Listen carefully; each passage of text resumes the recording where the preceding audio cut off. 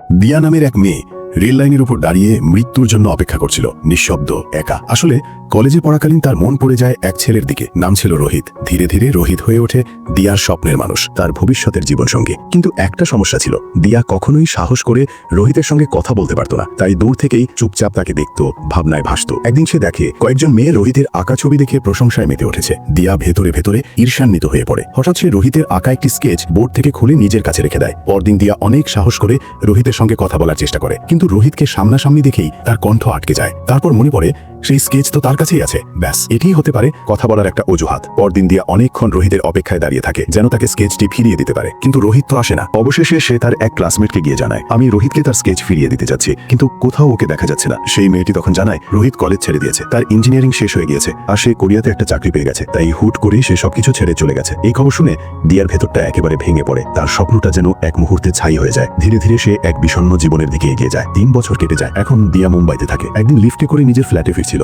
হঠাৎই সামনে রোহিতকে দেখে চমকে ওঠে। তার বুকটা ধুকধুক করতে থাকে। রোহিত অবাক হয়ে জিজ্ঞেস করে, তুমি কি আমাকে কলেজ থেকে চিনো? আমরা তো একই কলেজে পড়তাম। কিন্তু দিয়া চুপ করে থাকে। রোহিত এখন দিয়ার ঠিক সামনের ফ্ল্যাটেই থাকে। এই কাছাকাছি থাকার সুবাদে ধীরে ধীরে তাদের মধ্যে বন্ধুত্ব গড়ে ওঠে, আর তারা একসঙ্গে সময় কাটাতে শুরু করে। একদিন দিয়া বাড়ি ফিরে দেখে তার ফ্ল্যাটের দরজার সামনে কিছু একটা রাখা আছে। কৌতূহল নিয়ে সে সেটা খুলে দেখে আর অবাক হয়ে যায়। সেটা ছিল এক স্কেচ, ঠিক তারই মুখ, আর নিচে লেখা, আমি তোমাকে কলেজের সময় থেকেই ভালোবাসি, কিন্তু কোনোদিন বলতে পারিনি। রোহিত এই চিঠি পড়েই সব পরিষ্কার হয়ে যায়। তাদের দুজনেরই মন অনেক আগেই একে অপরের জন্য জায়গা করে নিয়েছিল, শুধু কেউ কোনোদিন বলার সাহস পায়নি। রোহিত আর দিয়া বিয়ের পরিকল্পনা করতে করতে সিনেমা দেখে বাড়ি ফিরছিল, কিন্তু হঠাৎ করে সবকিছু থেমে যায়। রাস্তায় এক ভয়াবহ অ্যাক্সিডেন্ট হয়ে যায়। কিছু মানুষ তাদের পড়ে থাকতে দেখে হাসপাতালে নিয়ে যায়। হাসপাতালে দিয়া ভয়ে কাঁপতে কাঁপতে রোহিতের খোঁজ করে। রোহিত হাসপাতালে আসার আগেই মারা গেছে। এই কথা শুনে দিয়ার জগৎ যেন ভেঙে পড়ে। সব আশা, সব স্বপ্ন এক মুহূর্তে শেষ হয়ে যায়। দিয়া গভীর বিষাদে ডুবে যায়। তার বাবা বুঝতে পারেন এই শহর তার মেয়ের জন্য আর নয়, তাই মেয়েকে নিজের বোনের বাড়ি অর্থাৎ দিয়ার ফুফাতো খালার কাছে পাঠিয়ে দেন, যেন দিয়া এই কষ্ট কিছুটা ভুলে যেতে পারে। কিন্তু দিয়া তো ভুলতে পারে না। রোহিতকে একদিন সিদ্ধান্ত নেয় সবকিছুর ইতি টানবে। গিয়ে দাঁড়ায় রেল লাইনের উপর।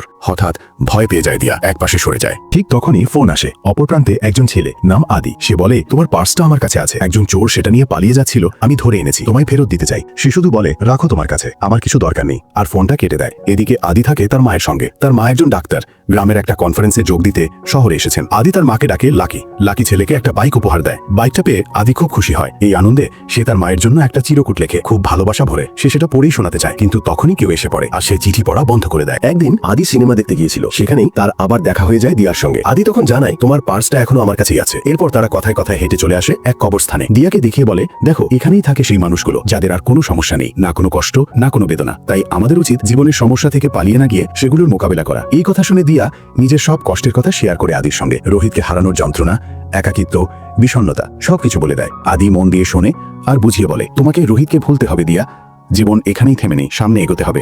ধীরে ধীরে তাদের মধ্যে একটা সুন্দর বন্ধুত্ব গড়ে ওঠে। একদিন দিয়া জানায়, আমি আবার মুম্বাই ফিরে যাচ্ছি। এই কথা শুনে আদি একটু মন খারাপ করে ফেলে। সে তখন নিজের মাকে ফোন করে সব বলে দেয়। তার মা লাকি তখন আদিকে একটা আইডিয়া দেয়, তুমি দিয়ার সঙ্গে একটা দিন কাটাও, শেষবারের মতো, মন থেকে।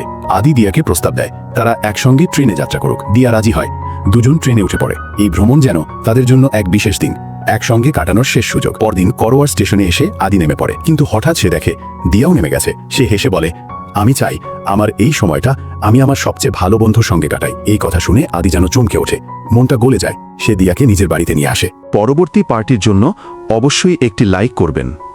ধন্যবাদ সবাইকে।